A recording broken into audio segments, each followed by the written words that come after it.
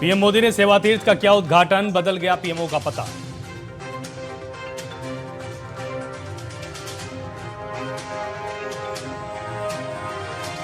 CM योगी ने की खेल सुविधाओं की समीक्षा, मेट्रो विस्तार और परिवहन को सुलभ बनाने के दिए निर्देश।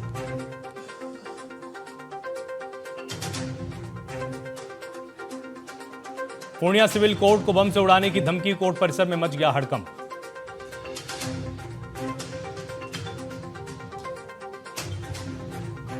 बांग्लादेश में बीएनपी को 2/3 बहुमत, जमात की उम्मीदों को लगा बड़ा झटका।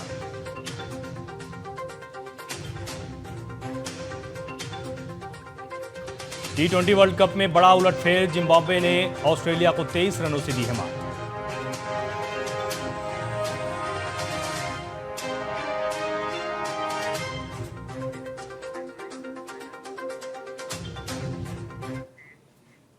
नमस्कार, आप देख रहे हैं टीएनपी न्यूज और मैं हूं आपके साथ आलोक शुक्ला।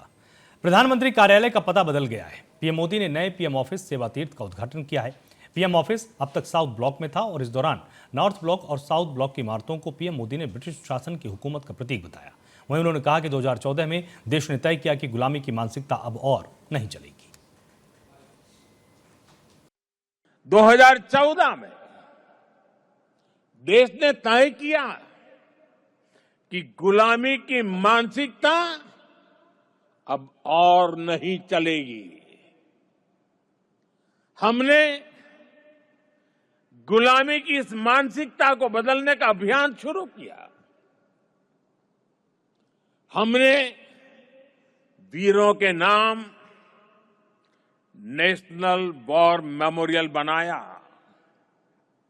हमने पुलिस की वीरता को सम्मान देने के लिए पुलिस स्मारक बनाए। रेस कोर्स रोड उसका नाम बदलकर लोक कल्याण मार्ग रखा गया। और ये केवल नाम बदलने का निर्णय नहीं था, ये सत्ता के मिजाज को सेवा की भावना में। लोकसभा में विपक्ष के नेता राहुल गांधी के खिलाफ प्रिविलेज मोशन नहीं, सब्सटेंटिव मोशन लाया गया है। ये नोटिस बीजेपी सांसद निशिकांत दुबे ने लोकसभा स्पीकर ओम बिरला को दिया है। दुबे का कहना है कि कांग्रेस सांसद देश को गुमराह कर रहे हैं और उनके जॉर्ज सोरोस जैसे भारत विरोधी ताकतों से संबंध है। उन्होंने राहुल की संसद सदस्यता रद्द करने और चुनाव लड़ने पर आजीवन प्रतिबंध लगाने की मांग की है।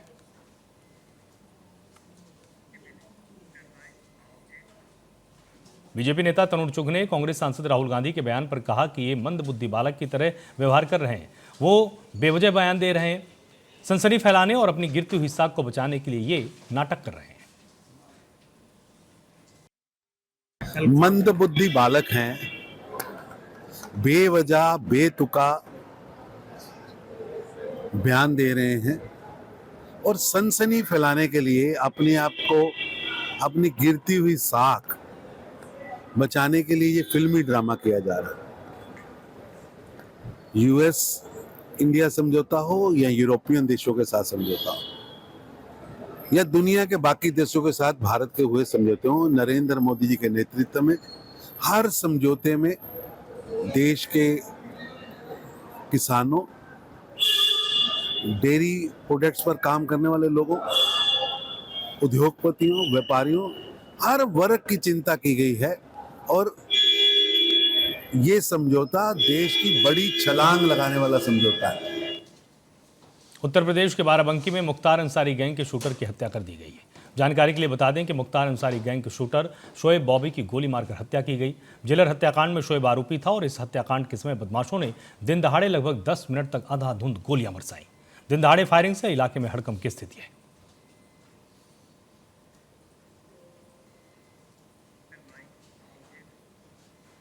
दिल्ली में स्वास्थ्य सेवाओं को सुदृढ़ करने की दिशा में राज्य सरकार ने एक बड़ा कदम बढ़ाया और एक साथ 51 नए आयुष्मान आरोग्य मंदिरों का उद्घाटन किया। इसी को लेकर सीएम रेखा गुप्ता दिल्ली वासियों को शुभकामनाएं देते हुए कह रही थीं कि 1100 आरोग्य मंदिर बनाने की जो हमारी योजना थी वो लगातार आगे बढ़ रही है। दिल्ली में 370 आयुष्मान आरोग्य मंदिर पूरे हो चुके हैं। दिल्ली में 1100 आरोग्य मंदिर बनाने की हमारी जो योजना थी लगातार आगे बढ़ रही है। आज मुझे खुशी है कि दिल्ली में 370 आरोग्य मंदिर, आयुष्मान आरोग्य मंदिर पूरे हो चुके हैं, वर्किंग हो गए हैं और लगातार इस संख्या को हम बढ़ाएंगे। ये प्राइमरी हेल्थ केयर के वो सेंटर है जो आपकी रूटीन लाइफ के लगभग 70% समस्याओं को समाधान देते हैं।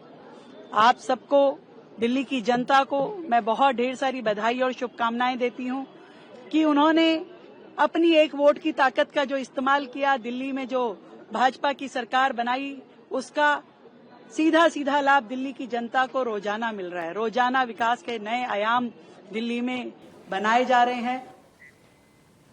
कानपुर पहुंचे समाजवादी पार्टी के राष्ट्रीय महासचिव शिवपाल सिंह यादव ने योगी सरकार पर निशाना साधते हुए कहा कि बीजेपी सरकार पूरी तरह से भ्रष्टाचार में लिप्त है।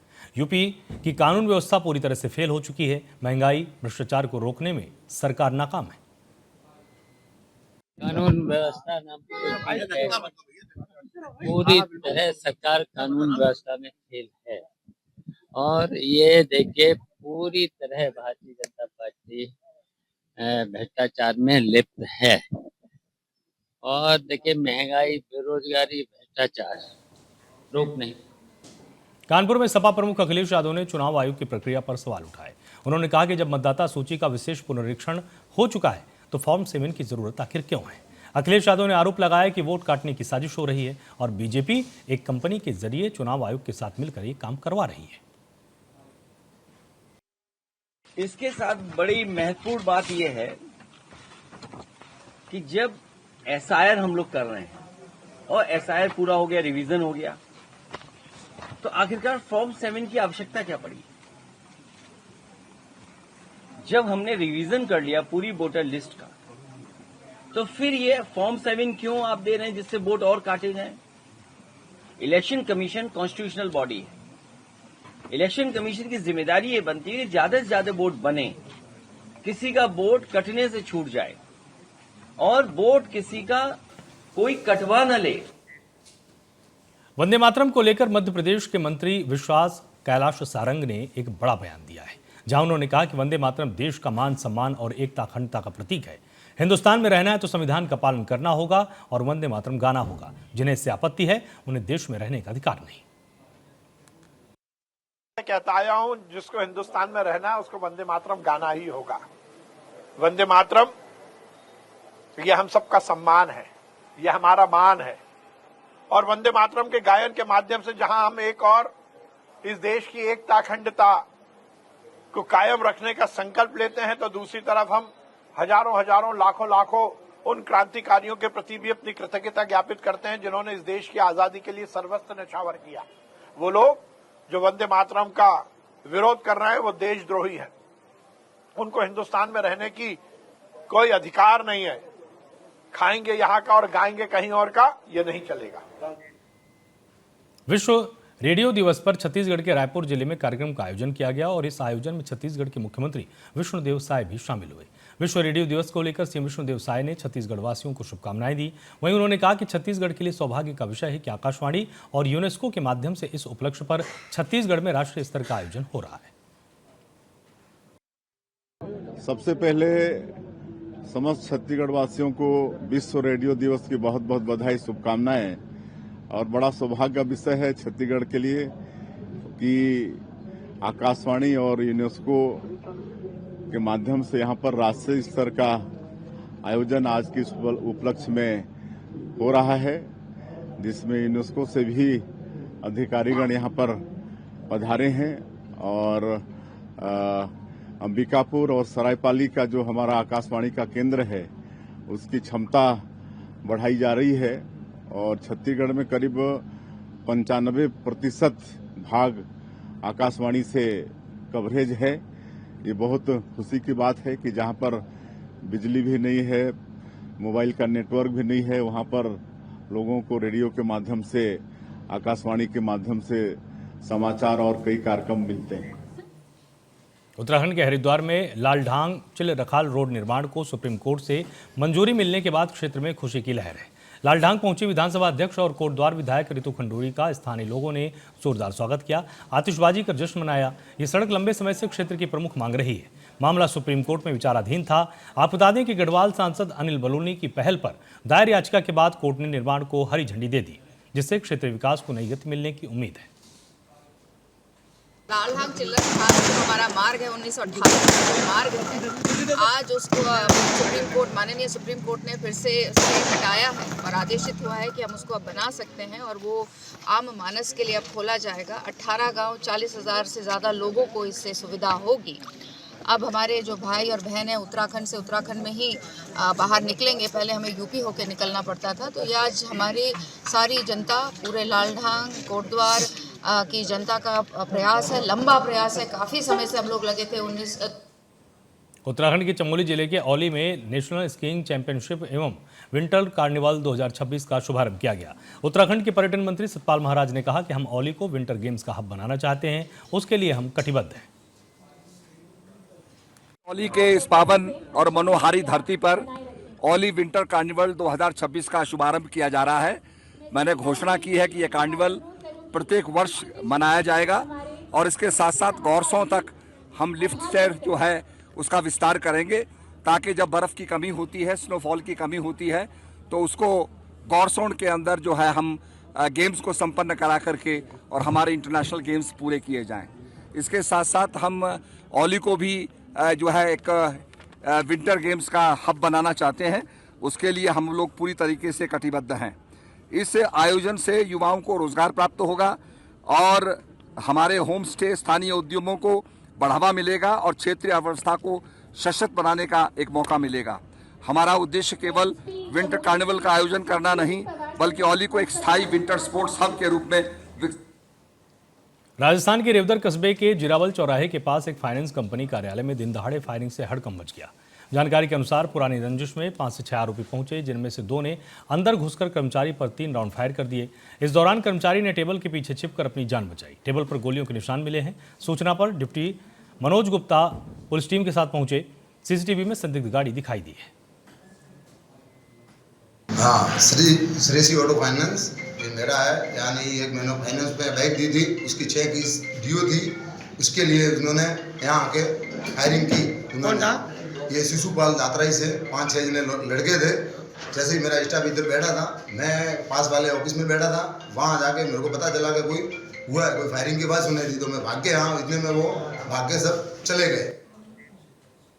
मध्य प्रदेश के बुरहानपुर जिले में सीएम डॉक्टर मोहन यादव का प्रथम प्रशासनिक दौरा होने जा रहा है, जहां वो नेहरू स्टेडियम में लगभग 700 करोड़ रुपए की विकास कार्यों का लोकार्पण और भूमि पूजन करेंगे।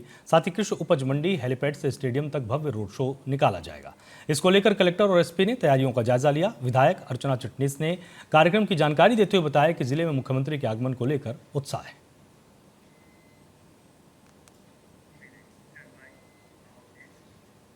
झारखंड के हजारीबाग जिले में हाथियों के हमले की घटनाएं रुकने का नाम नहीं ले रही। गोंडवार गांव में जंगली हाथियों के झुंड के हमले में एक परिवार के 4 सदस्यों सहित 6 लोगों की जान चली गई। इसी को लेकर बीजेपी सांसद मनीष जायसवाल ने कहा कि बहुत दुर्भाग्यपूर्ण है कि हाथी के आक्रमण से 6 लोगों की जान चली गई। हमें लगता है कि एक साल में इस इलाके में 10 से 15 लोग और पूरे झारखंड में 37 लोगों की जान गई है। हाथी के आक्रमण से बड़ा दुर्भाग्यपूर्ण है कि 6 लोगों का यहाँ पर मृत्यु हो गया। तो यही जो है, ये हाथी और मानव के टकराव का जो है घटनाएं पिछले 1 साल में बहुत तेजी से बढ़ी हैं और हमको लगता है कि 1 साल में इस इलाके में, इधर यहाँ हो रामगढ़ का बॉर्डरिंग यहाँ से जो है उसमें मिला जुला करके हमको लगता है कि 10-15 लोगों का जो है मौत हुआ है। पूरे झारखंड में शायद 37 लोगों की मौत जो है इससे हुई है, लेकिन एक साथ 6 लोगों को, और भी हाथी जैसा बताया जा रहा है कि घर से निकाल के घसीट करके ले जा करके दूर से मार रहा है और बिल्कुल पांव से क्रश कर दे रहा है, तो ये बड़ा दुर्भाग्यपूर्ण है। वहीं झारखंड के रामगढ़ के पतरातू प्रखंड के अंतर्गत किरीगढ़ा गांव में ग्रामीणों ने रेलवे लाइन बिछाने की योजना का जमकर विरोध किया है। बैठक गांव के मंदिर परिसर में हुई, जहां ग्रामीणों ने कहा कि अंचल अधिकारी कार्यालय से आम सूचना गुप्त रूप से जारी की गई। ग्रामीणों का आरोप है कि भूमि अधिग्रहण से संबंधित पत्र ना तो पंचायत प्रतिनिधियों को मिला और ना ही रैयतों को, जिसे वो पूरी तरह से अस्वीकार करते हैं। आपको बताएं कि परियोजना के विरोध और समाधान के लिए अंचल कार्यालय में उपस्थित होने से भी ग्रामीण इनकार कर रहे हैं। प्रखंड ग्राम पंचायत पालू के ग्राम कीरीगढ़ ग्रामवासी यहाँ बैठे हुए हैं शिव मंदिर के प्रांगण में। बैठक का मुख्य उद्देश्य है कि अंचलाधिकारी के द्वारा एक नोटिफिकेशन जारी किया गया है, जो हम लोगों को गुप्त सूत्रों के माध्यम से पता चला है, और ना ही इसकी जानकारी विधिवत कोई प्रतिनिधि को है, ना कोई हम ग्रामीणों को है, किसी प्रकार कोई जानकारी नहीं। सिर्फ गुप्त सूत्रों से पता चला है कि ग्राम कीरीगढ़ के रैयतों को अंचलाधिकारी आज बैठक के लिए अंचल में बुलाए हुए हैं। हम लोग इसका पुरजोर विरोध करते हैं। के बीचों बीच रेलवे लाइन को लेकर के आज सीओ साहब ने आज की डेट में एक निर्धारित चिट्ठी घोषित किए हैं, जो हमारे रैयतों के नाम पर चिट्ठी और वार्ड सदस्य और मुखिया सरपंच सभी के प्रतिलिपि देकर के वह एक चिट्ठी निर्धारित करके निकला है आज का बैठक रखने के संबंध में, जो हम लोगों को किसी जनप्रतिनिधि या रैयतों की इसका जानकारी नहीं है। यह सीओ साहब के द्वारा इस षड्यंत्र रच के हम लोगों को गुमराह करते हुए यह काम किया जा रहा है, इसका हम लोग बहुत विरोध करते हैं। यूपी के ललितपुर बानपुर मार्ग पर तेज रफ्तार बस ने मोटरसाइकिल को टक्कर मार दी और टक्कर में मोटरसाइकिल सवार 2 लोगों और एक मासूम बच्चे की मौके पर ही मौत हो गई। घटना के बाद अफरा तफरी मच गई। सूचना पर पहुंची पुलिस ने शव को पोस्टमार्टम के लिए भेज दिया है। बस को कब्जे में लेकर चालक की तलाश जारी है।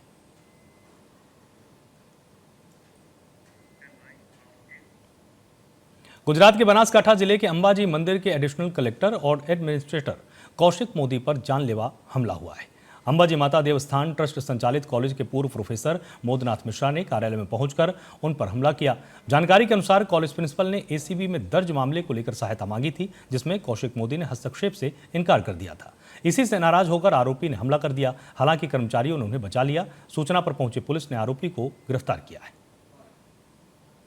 गुजरात के प्रसिद्ध यात्रा धाम अंबाजी में मां आरासुरी देवस्थान ट्रस्ट के संचालन में जो अभी वहीवटदार के रूप में काम कर रहे अधीक्षक कलेक्टर एवं वहीवटदार जो कौशिक मोदी साहब है, उनके ऊपर 2-3-4 दिन पहले जो हमला हुआ उसके बारे में हम आज उनके पास आए हैं।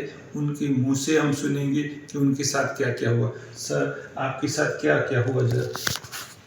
9 तारीख को करीबन 1 बजे जो हमारे अंबाजी मंदिर की ट्रस्ट की जो कॉलेज है उनके टर्मिनेटेड जो प्रिंसिपल है श्री मोदनाथ मिश्रा, वो मिलने आए थे और हमें ऑफिस में, और उनके पर एफआईआर भी 2 चल रही है और ट्रस्ट की ओर से केसेस भी चल रहे हैं।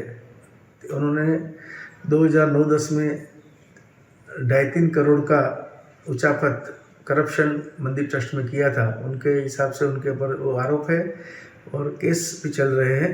तो वो हमें मिलने आए थे और हमारे साथ वो बातचीत में गुस्सा में आकर और हमें हाथापाई करने लगे, गालियाँ देने लगे, और फिर उन्होंने हमारे पर हमला भी किया।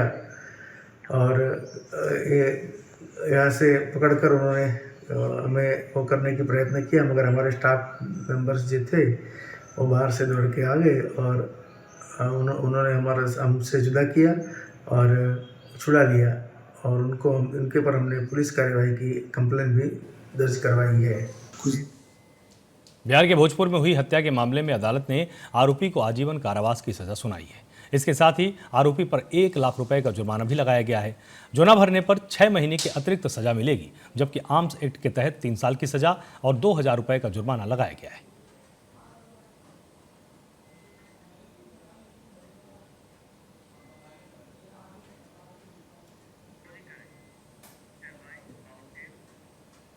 फिलहाल के लिए इतना ही। आप लगातार जुड़े रहिए टीएनपी न्यूज के साथ। नमस्कार।